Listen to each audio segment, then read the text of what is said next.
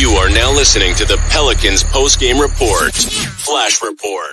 Shout out to the fam. Appreciate y'all joining us for this episode of PPR. This is a quick flash report, man, giving y'all an update. Shout out to the fam. Please feel free to hit the like button, hit the subscribe button. By all means, feel free to share the show on your social media feed. I'm Big Q, representing the flocking nation for all things Pelicans. In this one, fam, we're going to go over some information. David Griffin, man, discussing the Brandon Ingram trade via, he back at it. The Octopus is back at it again. Running his mouth on satellite radio, man. I'm going to play some of the clips from what David Griffin had to say about the trade and whatnot and so on and so forth. So shout out to you guys. Let me tune one up for you and kind of show you what I'm talking about. Let's jump right into this article right here. This is coming straight from the horse's mouth. This is from New Orleans, the New Orleans Pelicans.com website. Jim Etchenhofer drops it. David Griffin discusses Brandon Ingram's status with the Pelicans. After playing in New Orleans for the past 5 years, Ingram wants to continue his NBA career in the Crescent City. Meanwhile, the Pelicans want Ingram to remain in their uniform. David Griffin reiterated the notion that in a recent interview with NBA Sirius XM Radio in Vegas, after expressing the same message on June the 26th, the first night of the draft, we've been clear. We prefer Brandon to stay with us. The Pelicans executive vice president of basketball operations said on Sirius XM this weekend, and Brandon has been pretty clear he prefers to stay with us. Now, like I said, man, you got to take everything David Griffin says with a grain of salt, because he's not the most consistent of people. He's known to water things down. He's known to flip-flop on different things, be very flip-floppy. And dealing with David Griffin and listening to him for the past 5 years is quite a chore, because he got the chief running mouth disease. He can't seem to stay out of public view, even though he's a VP. There's two other guys that need to be in the forefront talking about the Pelicans, the head coach and the general manager, not the damn VP. But anyway, it's a difference here, because if it really was the case, then these two sides will work together to make sure that two ends make and you could get harmony here. So the reality is Brandon Ingram wants to get paid, and the Pelicans are not going to pay him because they don't see him as a max contract player. But anyway, let's see what the Octopus is saying. He says Ingram's name has come up in recent trade rumors this summer, partly due to having just 1 year remaining on his contract, with a few top NBA players actually reaching free agency in 2020s. Now, Paul George was a relatively rare exception this summer, leaving Clippers to sign in Philadelphia. Many agreed to early extensions, which can complicate a specific player's future. Griffin indicated that the league's new, more restrictive collective bargaining agreement is making decision more complicated for teams than they may have been in the past. Now, before I jump off into what he says here, remember that at the start, just remember when you hear him, because I'm going to play some of what he was saying, his words, just remember when everything started in the summer, it was a very strong trade market for Brandon Ingram services, and people were giving decent trades to the Pelicans who felt like it wasn't enough for Brandon Ingram. And this was what was going on at the time.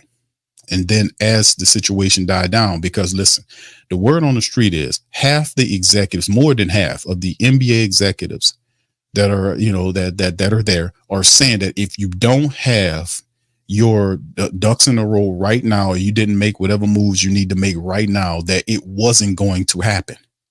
That's more. So that is obviously the case, that whatever you've done up to this point is what the team is going to be. And you got to go whatever you're going to go into the season. That is the overwhelming consensus among NBA executives right now. So anyway, just to get back into it, the article right here, there is a financial reality. This is the Octopus talking. There's a financial reality that, as Griffin said, of Ingram's status. And where I think we can go in terms of keeping this group together might not be as far as he and his agency would like us to be able to go. So for now, it's a shifting now. It's on BI now. We did everything we could do. It's on BI now in his agency. All right. So for now, we're going to play it out. I think we're committed to each other and committed to seeing if the team can work in a way that makes sense. The only way to sense, it's only two roads here. It's not 1,000 roads, no matter how much gobbledygook you're going to hear. It's two roads. It's either you give him his money or you end up not giving him his money. which that leads into him being traded, or if they can't figure out a deal, then him just leaving and the money being cleared up. That's the roads that we are currently on, because they're not bending, because his agent is saying, hey man, you're going to be a guy that gets the money. And then next year, just to let y'all know, when the money kicks in, the big money kicks in for this big $76 billion deal that the NBA is setting in. A lot of this is supposed to jump into effect and kick into effect next year. The free agency is going to be insane. So even if you did pay Brandon Ingram right now $50 million, next year that's going to look like a steal deal. This is the reality. And this is something, if you do your research and go back and just go and do your research on what the cap is going to look like, what it's going to look like next year, they're anticipating 30 to 40% increase in the salary cap coming up next year. These are the projections. So you're going to see contracts right now that might seem very expensive. When next year and the preceding years come, those deals are going to look radically like you got a big, deal, like a good deal for this particular player. I mean, everything changes next year in terms of how things go, in terms of the money and where it goes. Now, we wish things could be a little bit differently, because a lot of people thought that Brandon Ingram was going to be traded early on, and for whatever reason, the Pelicans didn't pull the trigger on the deal. But an insider said there were they had some crappy deals, obviously, because they got crappier as the season went on. But early on, there were some deals out there that the Pelicans were sleeping on. And this is what they're saying, word on the street. Anyway, let's get back into this article right here. New Orleans acquired point guard DeJounte Murray in a June 21st trade with Atlanta, deal that became official when the NBA's moratorium ended July the 6th. Murray addition gives the Pelicans 6 players on the Ringer's top 100 list, which are Ingram, Murray, Zion, CJ, and Herb, along with Trey, tied for most of any squad in the NBA, with Boston, Minnesota, and New York. Now, teams adjusting to the new CBA are already in the process of learning how some of those restrictions can impact their roster flexibility and what possible during the offseason. I think, and this is David Griffin again talking, he says, I think what happens is when you don't have to pay talented players, then teams want all of them. When you don't have to pay talented players, then teams want all of them, Griffin told XM. When you actually have to hand them $50 million a year, mechanically it gets complicated. $50 million a year. I mean, who giving somebody in the Pelicans building $50 million a year? Zion makes 30 plus. You got CJ at 33 and a third, which he really likely should be a guy that be traded, but there's not much of a value or a market for him at this current time, which means you kind of stuck with him. But $50 million a year, mechanically, it gets complicated. He kind of fell in love with using this mechanical term, almost like he started using humans. I guess this is going to be his new favorite term he uses. One of the things that's fascinating about this new CBA is that the teams that benefit the most from a player like Brandon Ingram, mechanically, that is, again, this CBA doesn't allow most of them to make a trade. This is the first market. And the first year you've ever going to see that there are a lot of guys who mechanically incapable of being traded. With Brandon Ingram, fortunately, we have no real desire to trade, so it doesn't matter. But I think at the end of the day, that's something that's going to be more common. So did you try to trade him or not? I mean, come on. You see what I'm saying with the gobbledygook and the back and forth? Because this would explain a lot why you were turning trades down early on, because the insiders saying they had trades. It wasn't ones that knock your socks off, but they had good trades out there that people offered them. They got worse as the season went on because people found answers for what they were trying to do. So which is it? Do you want to trade them or not? Obviously, if you didn't really want to trade them, like you saying, well, he's on the trade market early on, all the rhetoric changes. They just expect you not to have a memory. We don't operate that way. We remember the fact that they were actively trying to trade Brandon Ingram. This was what they were saying. Now, all of a sudden, now you don't want to trade him. We don't really want, which explain why you turned down trades if that was the thing. So that's what I'm saying about this guy. So let me read that again. There are a lot of guys who mechanically incapable of being traded. Well, at this time, hell yeah, they mechanically are being traded because most of the teams are set already. So what are you talking about? With Brandon Ingram, fortunately, we have no real desire to trade. They don't have any desire to trade, which would explain why the Pelicans never traded him, even if they were getting decent deals for him. So it doesn't matter. I think at the end of the day, that's something that's going to be more common. All right. So anyway, with that, and then he says down here, Brandon wants to stay here. Griffin said after round 1 of the NBA draft, he believes in what we're building, and that's meaningful to him. It's meaningful to his agent. At the same time, there's a financial reality that we all deal with. We're excited about Brandon, and he knows he's excited about us. Usually those things yield some good results for one another. So listen, I like Brandon Ingram. Brandon Ingram was fastly one of my favorite players. He's always been a consummate pro. He was hurt during that playoff stretch. It's unfortunate, but a lot of people don't see Brandon Ingram as a $50 million player. They don't see him as the Pelicans obviously don't. So regardless if you want him to be here or not, you're going to have to pay what he's asking for. And he's saying, listen, I want to be here too, but you got to give me the money I want. And David Griffin said, we really want you to be here. We think you'll be a good fit, but we can't give you the money. So we're at a stalemate. So like I said, as long as that's the stance for both sides, one dude saying, I'm not going to pay you what you want. And the other dude saying, well, if you ain't going to pay me what I want, then I'm going to just play out my final year here and we'll see what happens.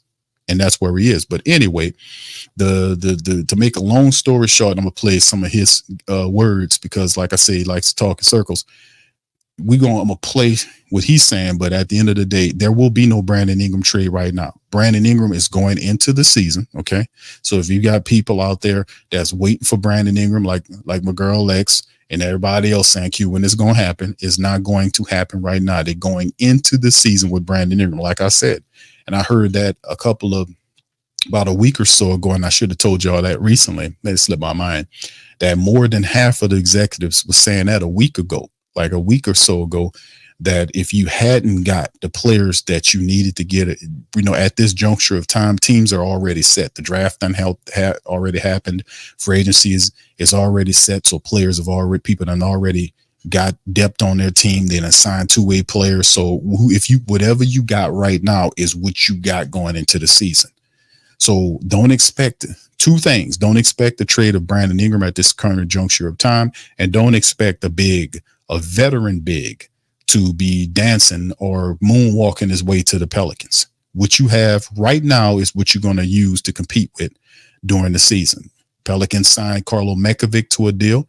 They drafted Yves Misi, and they signed Daniel Tice to a 1-year deal. That are the bigs the Pelicans are going to take into the season. So there it is. But anyway, give me a second. Let me tune up this right here so you guys can listen to what David Griffin had to say earlier in full. And it's some of the stuff that we was already talking about. So I think from a relationship standpoint, we've been really clear. We prefer Brandon stay with us, and Brandon's been pretty clear he prefers to stay with us. At the same time, there is a financial reality to this. And where I think we can go in terms of keeping this group together might not be as far as he and his agency would like us to be able to go. And so for now, we're going to play it out. And I think we're committed to each other. I think we're committed to seeing if this team can work in a way that makes it make sense. We're not in a market where we get to be wrong. Unfortunately, right now in the NBA, a lot of markets and the person, and you know this, Ryan, the person in your position has to make decisions or they don't. In some markets, you don't have to make any decisions. You get a max and you get a max and you get a max and you hoard talent. We're not that market. So we're going to have to make sure the fit is right, and we're going to have to make sure that we can keep the group together. So if there's a way we can do that with Brandon in a sustainable way, we want to do it. All right, let me stop it right there. The reality is we talk now, it's not the market. Now, you're talking about the market in which the team plays. They have 3 players on this team that's making $30 million a season. $30 million a season. $30 million, they ain't just started making $30 million. So the Pelicans committed to over almost $100 million to particularly 3 players on the squad. You just chose poorly. That's what it came down to. It was you just it didn't work out. So now we're committed to each other. What do you mean committed to each other? You got a contract with the man that he has to play out. See the spin on we committed. Well, we're going to recommit. No, Brandon Ingram is a professional. He never decommitted from you. He wants his money. And you're saying, well, we're not going to play. Spinning this commitment jive. He never decommitted from the Pelicans. The Pelicans have been trying to trade him because they said, we're not going to pay you that. So it ain't no commitments or no to say that we've committed to each other, meaning there being no. In the market, listen, fam, the reality is if you do what you're supposed to do and you make the smart decisions with your money, you'll be rewarded for it. And it is our job to make sure, because damn it, the national media ain't going to do it. They're just going to kiss this guy ass. They're not going to ask him any tough questions and sit up here. And we're going to still hold this guy's feet to the fire with secret extensions that he's signing behind the scenes, resituating the core. You're not paying Brandon Ingram. Word on the street is that he had deals. They had deals that were good deals that he passed up because he didn't think that they were worth, So, I mean, like I said, man, now it's all on grit. Now it's all on BI. BI is not wrong for wanting $50 million a year. He understands, and people know, and they're telling him that in a year, you're going to be able to get that $50 million. You might not be able to get it right now. But if he plays out his contract and goes into free agency, like I'm telling you, that'll be the move. I'm telling you, the Pelicans probably going to try to come back to it when it gets closer to the trade deadline and be like trying to entice people to take Brandon Ingram. And they're going to try to resituate this thing close. Let me see where their commitment is when it comes close to the trade deadline, when it comes up next year around February. Because the reality is Brandon Ingram is going to play out this deal and then hit free agency and then really get paid. Because next year when that shit kicks in, they're anticipating that free agency, they're going to get broken off pretty lovely. And this agent know that, and he telling BI that. He telling them that. The Pelicans don't want to do it. Well, then there it is. But it ain't got nothing to do with no damn market. You got 3 players on this team that's making almost $100 million between the 3 people. That's Zion, BI, and CJ. 33 and a third. So miss me with all that. And I think he feels the same. Do you feel his value around the league is high? Are there a bunch of interested teams in him? Yeah, so it's interesting. I would have told you that coming into the offseason, his value was incredibly high, and he was one of the players that everybody on our team, everybody asked our team about. I think what happens is, and Ryan, you know this really well, when you don't have to pay them, you want all of them. And see how he pivots? He pivoted away from the market. He pivot away from them. When you don't have to pay him, you want them. But then when you got to pay him, you don't want them. No, that's wrong. You pay them when you want them, and you pay them even more when they prove their value. You heard him say it out his own mouth that his value was high, very high, which means the deals that we're getting with people were offering pretty good deals for Brandon Ingram. What happened between that and now is the question. Because they were saying that there were people offering good deals for Brandon Ingram, and the octopus was shitting them down, and turning them down. Now look at the situation. Now he played himself, then pivots to this foolishness about when you got to pay him $50 million, all this nonsense. Here we go, man. Right. And then when you actually have to hand them $50 million a year, mechanically it gets complicated. And so I think one of the things that's fascinating about this new CBA is the teams that benefit the most from a player like a Brandon Ingram are teams like ours that think we're a Brandon Ingram away from being a championship caliber team. Mechanically, this CBA doesn't allow most of them to make a trade. So this is the first market in the first year that I think you're ever going to see that. There are a lot of guys that are mechanically incapable of being traded. At this stage of the time, he gets stuck on words, as you can hear. When he finds a word, he's like a robot. He gets stuck on certain words and just keeps using it. There is right now mechanically, what he's talking about is like it's difficult to put the pieces together to make trades at this juncture of time. And it is. It's a window that you have to operate when teams have interest in players. And that window has vastly passed. Because people even moved past Brandon Ingram to go and get other players that they felt would be easier to get. And they had other deals where people was getting traded and stuff like that. Why didn't the Pelicans get involved? Was it really that difficult to trade Brandon Ingram? Really was? Or were the Pelicans asking too much for him? And people will say, well, Q, you don't want to give him away for nothing. None of these deals were required. The early deals were saying that you was getting nothing for them. And many of the deals, it was rumored that you was getting starter and picks for Brandon Ingram. The octopus turned a lot of that stuff down, bro. You heard what he's saying. It was extremely high. And the question is, how did it go from that to where it is no market right now for him? What happened?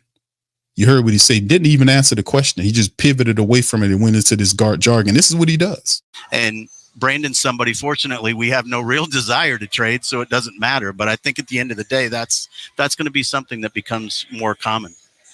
So that would explain why Brandon Ingram never got traded, because they had no desire to trade him, even though they have no desire to pay him. Now, you tell me if that's a smart move or not. You got a player that's asking for $50 million a season. He's not relenting from that. He's willing to play out the rest of his contract and go into free agency. He's willing to do that. He's willing to do all of that.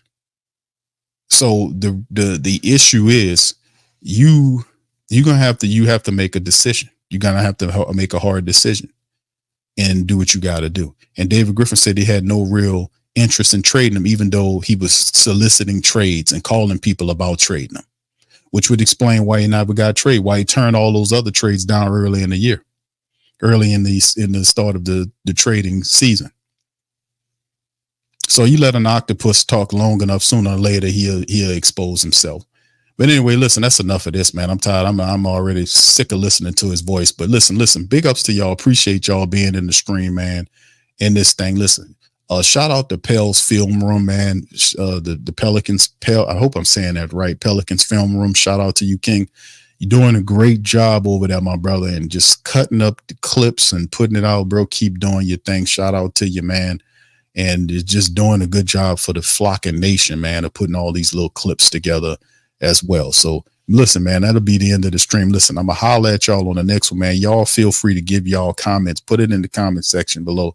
Let me know how y'all feel about what y'all heard from David Griffin. How do you feel about the Pelican situation? Did they handle it properly? Based on information you're given, like teams didn't want BI, they wanted Brandon Ingram. The Pelicans early on didn't want to accept the trades that would be. That is what I am getting. And that word on the street is that early on, and he even admitted to in this interview that it was a red hot market for Brandon Ingram. How did it go from that to this? And then he tells you at the back of the interview that we really didn't have much of an interest in trading him anyway, so it doesn't matter. Yeah, so why was he on the trade block if it didn't? Why go through all the theatrics? You see what I'm saying? It's just stupid. Anyway, listen, I'm gonna holler at y'all on the next one, man. We got a Pelican post-game, a PPR final we do later on tonight, recapping the third of the league matchups going on tonight. The Pelicans have another one. Let's see if they can try to get a goddamn win or something tonight and not be 0-3, man. So we'll cover that later on tonight. Listen, I appreciate y'all. Y'all hit the subscribe button, hit the like button, and join PPR for all things Pelicans. We keep it real in the field and everything talking about Pelicans, man. So listen, I'm going to holler at y'all on the next one. Much love and big ups to you, man. Peace. Subscribe now and stay up to date for all things New Orleans Pelicans.